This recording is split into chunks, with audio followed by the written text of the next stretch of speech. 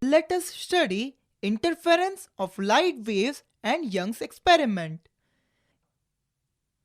We will now discuss interference using light waves. If we use two sodium lamps illuminating two pinholes, then we will not observe any interference fringes. No interference pattern is observed because the two sources are not coherent. The light waves coming out from the two independent sources of light will not have any fixed phase relationship and would be incoherent.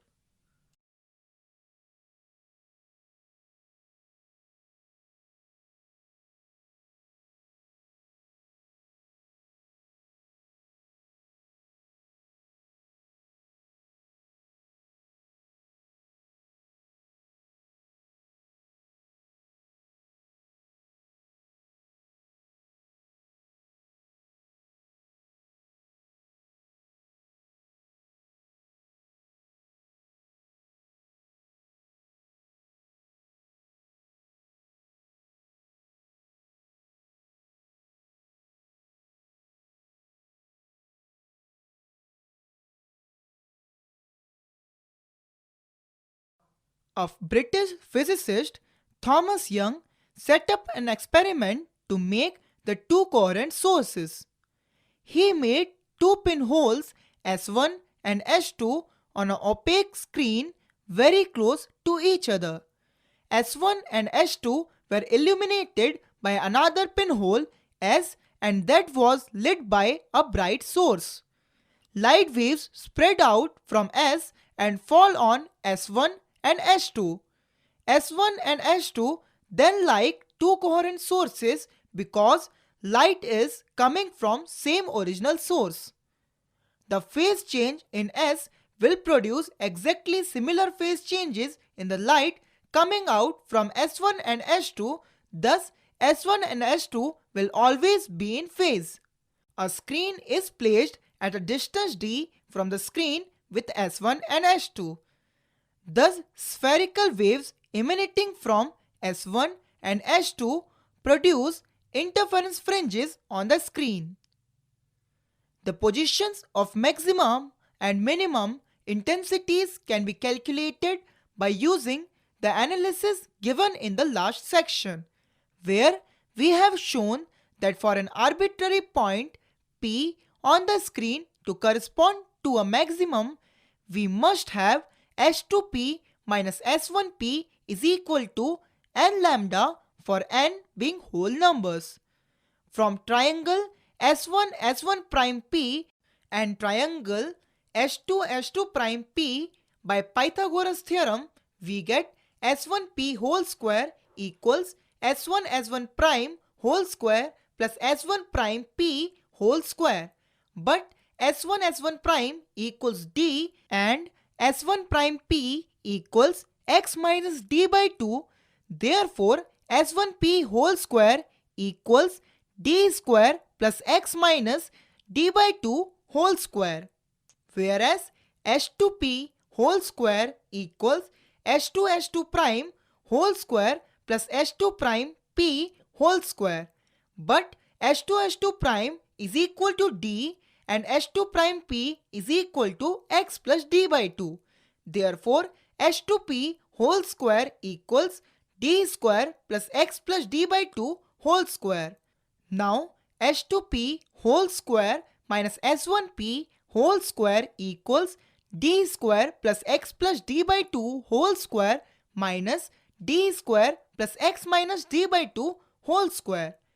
We know that x plus y whole square is equal to x square plus y square plus 2xy and x minus y whole square equals x square plus y square minus 2xy.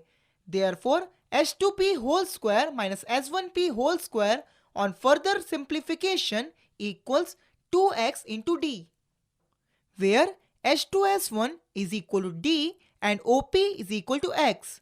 Thus, H2P whole square minus S1P whole square equals H2P plus S1P into H2P minus S1P.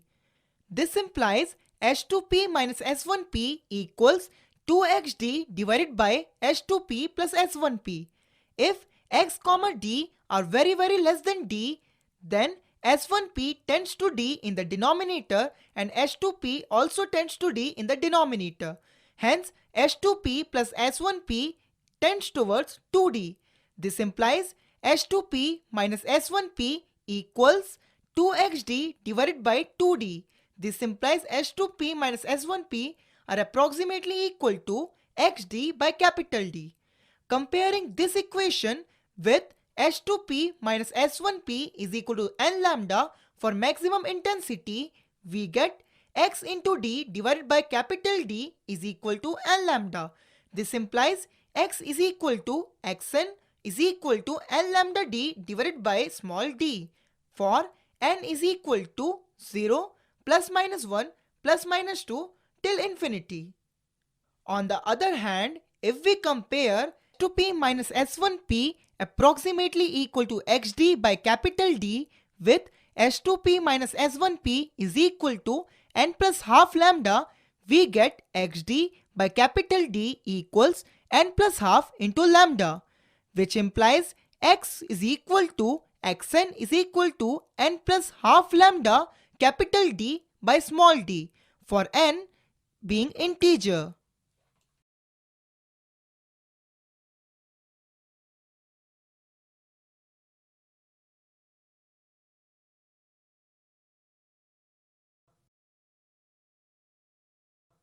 The dark and bright bands appearing on the screen are called fringes. The dark and bright fringes are equally spaced and the distance between the two consecutive bright and dark fringes is given by beta is equal to xn plus 1 minus xn, which implies beta is equal to n plus lambda d by d minus n lambda capital D by d, which implies beta is equal to lambda capital D by d, where beta is called the fringe width. In order to determine the shape of the interference pattern on the screen, we note that a particular fringe would correspond to the locus of points with a constant value of h2p minus s1p. Whenever this constant is an integral multiple of lambda, the fringe will be bright, and whenever it is an odd integral multiple of lambda by 2, it will be a dark fringe. Now, for a particular fringe, h2p minus s1p is constant and the locus of the point P lying in the plane such that the difference of its distance from two fixed points, that is h2p minus s1p, is always constant is an hyperbola. The fringe pattern will strictly be same. However, if the distance d is very large compared to the fringe's width, the fringes will be very nearly straight lines as shown below. In the double slit experiment, we have taken the source hole as on the perpendicular bisector of the two slits, which is shown as the line SO. What happens if the source slightly away from the perpendicular bisector? Suppose the source is moved to some new point S prime and Q is the midpoint of S1 and S2. Then if the angles S prime QS is phi, then the central bright fringe occurs at an angle minus phi on the other side. This means that when source is shifted by same angle, the perpendicular bisector, then the position of the central maxima shifts by the same angle on the other side of the bisector. If we have slits in place of pinholes, each pair of points would have produced straight line fringes, resulting in straight line fringes with increased intensities.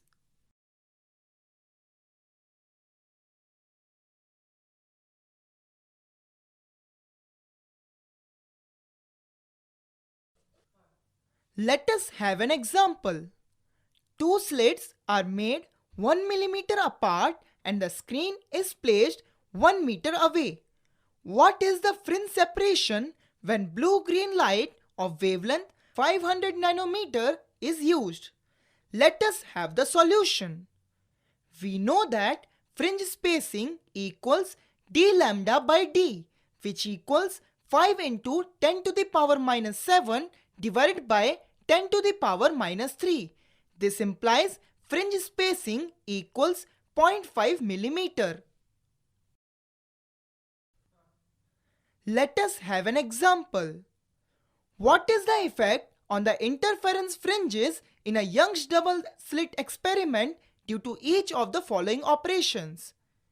If the screen is moved away from the plane of the slits, if the source is replaced by another source of shorter wavelength, if the separation between the two slits is increased, if the source slit is moved closer to the double slit plane, if the width of the source slit is increased, and if the monochromatic source is replaced by a source of white light. In each operation, take all parameters other than one specified to remain unchanged. Let us have the solution.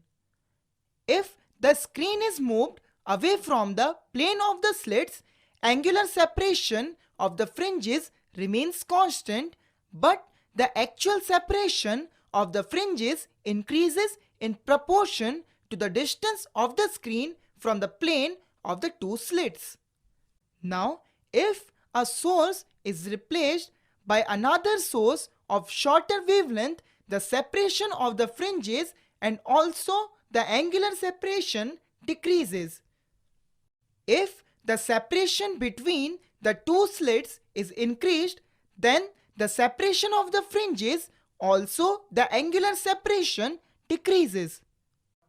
If the source slit is moved closer to the double slit plane, then let S be the size of the source and S its distance from the plane of the two slits.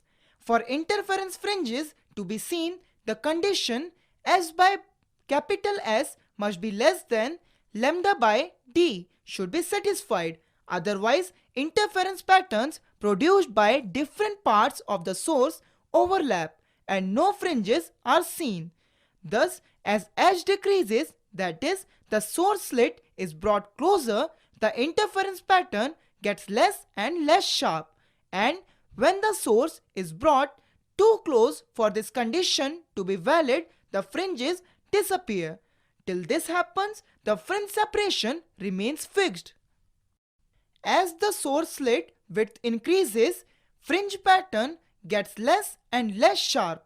When the source slit is so wide that the condition S by S is less than equal to lambda by d is not satisfied, hence the interference pattern disappears.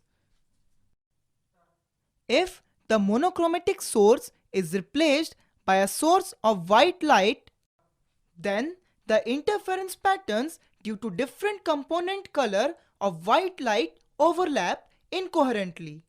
The central bright fringes for different color are at the same position. Therefore, the central fringe is white. The fringe closest on either side of the central white fringe is red and farthest will appear blue. After a few fringes, no clear fringe pattern is seen.